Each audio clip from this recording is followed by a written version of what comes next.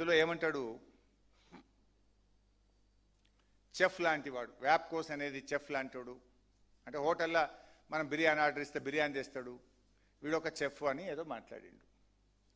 So ఇక్కడ నేను ఒక విషయం అడగదలుచుకున్నాను. వ్యాప్కోస్ని ఎవరు తెచ్చిండ్రు? మేమా? ఆనాటి రాజశేఖర రెడ్డి గారి ప్రభుత్వం, ఆనాటి కాంగ్రెస్ ప్రభుత్వమే ప్రాణహిత చేవెళ్ల ప్రాజెక్టుకు కన్సల్టెన్సీగా కేంద్ర ప్రభుత్వ సంస్థ వ్యాప్కోస్ను మీరు అపాయింట్ చేసిండ్రు. యూ హ్యావ్ అపాయింటెడ్ వ్యాప్కోస్. సో సిడబ్ల్యూసి కేంద్రం ఏం చెప్పింది? నీళ్లు లేవు అన్నది.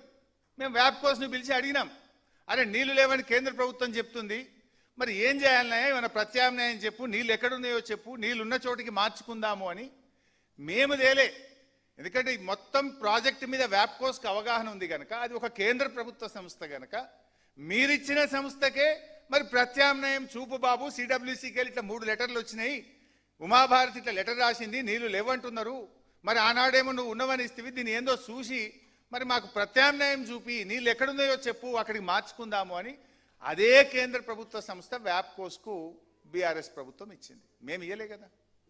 నేను అడుగుతున్నా రేవంత్ రెడ్డిని, నువ్వు కూడా ఇచ్చినావు కదా వ్యాప్కోస్కి, మరి ఇప్పుడు నువ్వు కూడా వ్యాప్కోస్కే ఇచ్చినావు, మరి వాడు చెఫ్ అయితే మరి ఆ సూత్రం నీకు కూడా వర్తిస్తుంది కదా, నువ్వు కూడా అట్లే రాయించమని ఇచ్చినావా? నువ్వు నేను నీ డాక్యుమెంట్లు బయట పెట్టాలనా? ఆనాడు ఇచ్చింది వ్యాప్కోస్కు కాంగ్రెస్ ప్రభుత్వమే, నేడు రేవంత్ రెడ్డి ప్రభుత్వం కూడా వ్యాప్కోస్కే ఆర్డర్లు ఇచ్చింది. మరి బీఆర్ఎస్ ఇస్తే తప్పు, నువ్వు ఇస్తే ఒప్ప? బీఆర్ఎస్ కొత్త గీయలే, ఇన్ కంటిన్యూయేషన్ ఉన్న దాంట్లో మరి లేవంటున్నారా నాయన, నువ్వే చేసినావు పోయినసారి, మరి ఎక్కడున్నాయో చెప్పు, ఏం చేయాలో మాకు గైడ్ చేయని చెప్పి అదే కేంద్ర ప్రభుత్వ సంస్థకు నాడు బీఆర్ఎస్ ప్రభుత్వం ఇచ్చింది.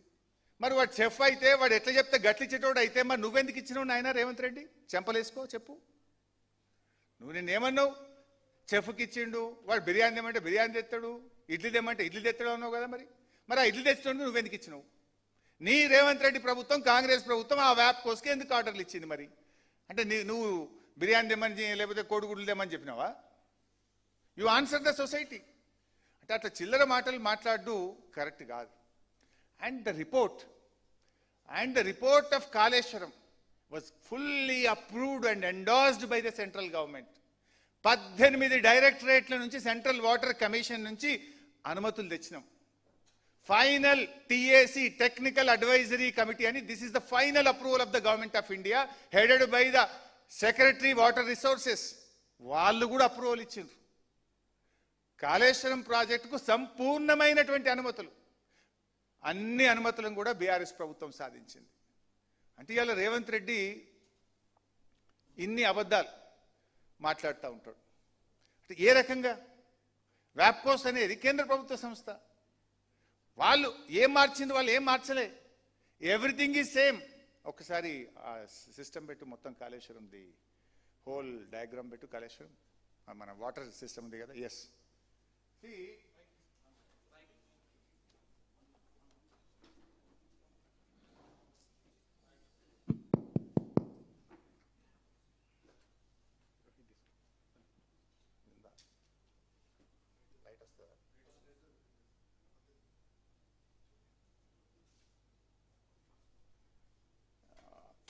తమిళ హెట్ ఏది బాబు?